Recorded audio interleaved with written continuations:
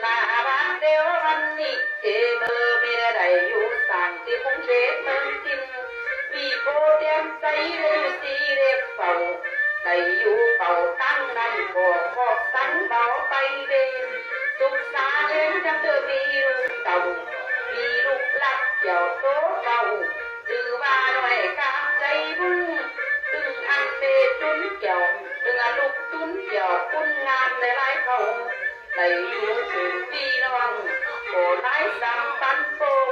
จะมือโปเลเบได้อยู่เบิ้งกินดงขึ้นความตั้งบนอย่าเบาโศกจะมาดูยกของหันเสียแล้วย้อนเตะเบิ้งมาเก่าแสนควันย้อนเปิดรับเป่ากินนอนย้ำเติมมีลูกเต่าจะเมื่อมีเสียงตั้งเหล่าเมเนอร์เลยมีอยู่หลายคนมีลูกเจ็บตุ้นเกิดมาแจ่มมันจะเกิดมาแจ่มเนอ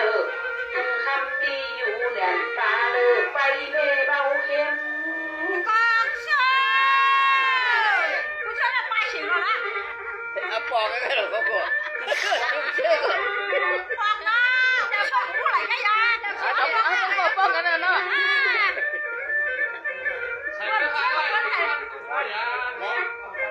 หน้าด้านเดียววันนี้สุริสุขตาเย็นตึงลูกใจก้อนเมตาเรลูกไปหน่อยกาบเกี่ยวโตหน่อยเมลักเกี่ยวเลยนะอ่อนเสียงตันอันนี้ไหลปิ้นลูกไปโตยเรงามตาหน่วยดินเมเจ้าหรือว่าเมนางก้อนเกี่ยวโตหน่อยโตเลยปิ้นลูกเกินคุณโคจำคุณคือว่าหน่อยคุณเกี่ยวตามุนเธอโคหักรักกินหอยคู่มืออันนี้ปิ้นลูกเกี่ยวเลยเมอ่อนเสียงตันสุกบ้านใจสุกยิ่งเกี่ยวเลยตัวสามลุงเติดตกเลิดไม่กึดร้อนตาเมเลนอีเสียงคำอันนี้โตดีน้ำหนาคุณงามอย่างเลอหมูกองเชีย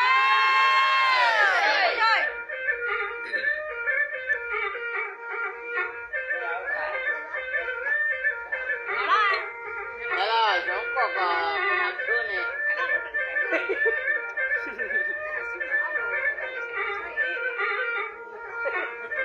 หน้าบ้านเดียววันนี้สิที่ไรอยู่ความลุกหนาก็ที่สีมาถึงและเปียเลยวันที่ว่าตามุนตานางมุนเล็ดหลักอันกินหอยลูกหน่อยย้ำเติมกินดีอย่าเปิดทีโชว์บุญเมืองจิตและโชว์จับเดี๋ยวเดือดการถามหลุยมันไล่แล้วเขาอยากรู้ดีเด้อเด้อเลยมันจะมาดูตรงปีนี้ที่เขาเปิดฟังเด็กฟังข่าวลงแล้วก็มีคนกันนะเด็กมาขึ้นป้าเด็กจอมลูกหน่อย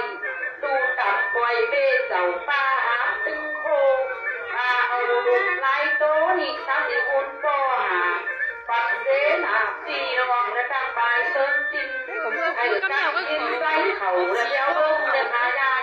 ติดตามคนสีระวังแต่ลูกเกี่ยวขี้ขั้วพวกเบนเบนกับพาเบนไอ้นี่เปิดเป่าปัดเจ้าเบยังย้อนเตเมพากาแจ้งตัน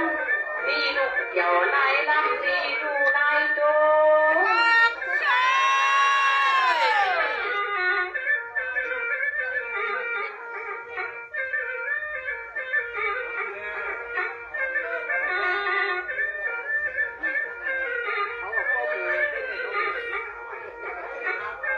หน้าบ้านเดียววันนี้ก็กะอุ่นโน้หลุยจังบนยุ่งยับ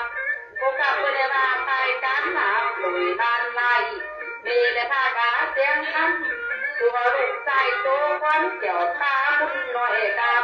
เพื่อนเมนางเกี่ยวกับเจอนางเอ่ยตันอ่อนเมเปก็กะรักนาเล่นคือว่าเมนางก้องเกี่ยวคุณงามและเมหักหลังกินหอยโป๊เบาเลยหน่อยอุ่นเต็มเต็มดึงนางแก้มข้างเกี่ยวพยาใบเจอเมเดเดหนุ่ยโป๊นองยอดอ่อนสามหันดึงลูกตาล้ำลานางมุนในรูปลักทักกินปล่อยไปนองเจมือพร้อมยำอันก็ของหาโคงามติดตามกันเข่าและเจ้าเบิ้งและพายา ดูโจมจากผือได้ไปในบางอ้อนรับเบาปินนอนในอยู่เศร้าความไหลโตเลิดใหม่เมเนอร์ปล่อยกินวันขึ้นจันเตอร์รับมึนตาขอตาพอเดลูกหน่อยจะมาดูจำก่อยไปเดมุนมองเงินเล็กทองกอกเอาตั้งแต่เกี่ยวรอดเก่าที่ว่าปุ้งหมาเขาเม็ดนั่งก็เอาแบบเด็กก็ดูเมืองจริงที่ว่าส่วนลงความโหหน้าหนาให้เป็ดไก่ไหลนี่ไว้สร้างไหลได้เอาไก่เจียวจอมสั่งล้อมกันให้มีการตาเวรินลูกเต่ามีกาโจเอาปุ้งหมูความลูกเต่าก็ดีออกเซมึงเกินจิตใจเขาคู่คำในมาอยู่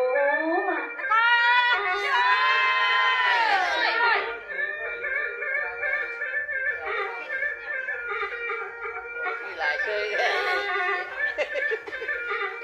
เสียงอะไรเชิงเหรอ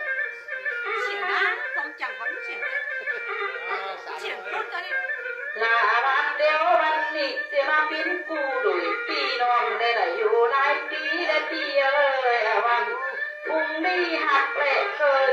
ถึงเบอร์ลูกเต็มจุ้มแดกไหลปิ้นดีนะเด้อเขาอย่าเบอร์เบาเศร้าหดหน่วยบางโจกันมาถามก็แดงเลยลุกเดินไปให้ลูกกูข้างฝั่งหน่อยกาวแก้วงามจังตึงนางเอ่ยตั้งอ่อนเมงามเปินก็มาสุกตามใจได้มาสั่งแดงเงินเบิ่งหายากติดตามไปคือดูที่บ้านใจผู้คำลุกลำใจนี่จึงเลนานก้อนอันนี้เป็นลูกที่สองและเกิดหน้าลงหม่อนจึงอันไหนโป๊เก่าหน่อยกุนเต็มเต็มต่อปันตกทีนี้แกก็มาสั่งแดงเงินได้นำก้อน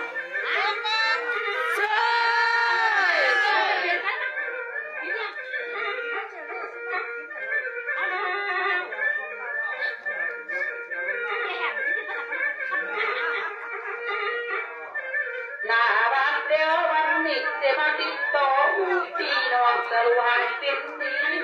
ที่โตเขาแล้วเดียวไม่ได้ขายได้เสียมาติดตามหนุ่ยได้ลูกหลังตีสามดูโตหาคนงามในเด่นใหญ่นักยังทำหน้าดอกไม้ได้กับดอกโกงาม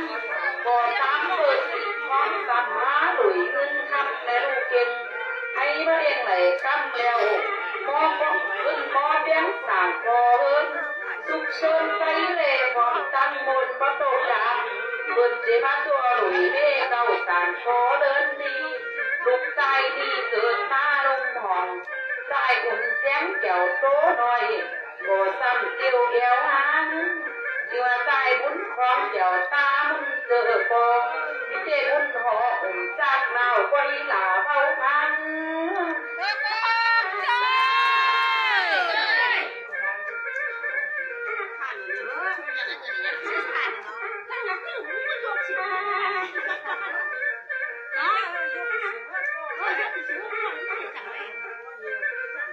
ไปอีกกี่หรอ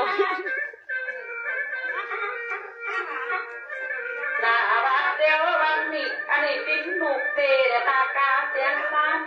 โอ้ปิ้นยามเบอร์หน่อยมันจะเกิดหนามุนหน่อยไม่ได้ใหญ่คุณงามติดตามแคมเบมาในหกกำเทเขาอันนี้ปิ้นความลูกเต่าไม่ตากาเสียงสั้นตกที่คันเบตากาเสียงสั้นนี่ยังจอมและอีหนาแต่มีตุ้นยางหาซึ่งซ้ำและพวกหอโจนอนมีเงินข้าวความเงินปอนและยกออกนางมุนหนาดอกไม้ของโตขีสังที่ว่าโตโตเอาเบิกติดหน้าปางไปหลังนางก็มาซักสากไล่แจมทางเลี้ยวไหลอยู่ทางและโพไม้ตีเต็มปันตกขีมีเป็นหน้านางมุนนางขวังลุดสอนหน้าโพนอนยังหังสิ้นสีเหมือนสักทีลงในยุคผู้คำฟังในอยู่บางลูกนี่ถึงไปต่างกันอันนี้เป็นลูกในภากาแจ้งตันฝนตกขี้พันเมื่อนำตางลงแล้วนางก็มาวางใส่หลีจอดเลี้ยวซุ้มหลังกำปอนคือไหลรับนอนนี้หมู่จุ่มและจูเจ้า ป้า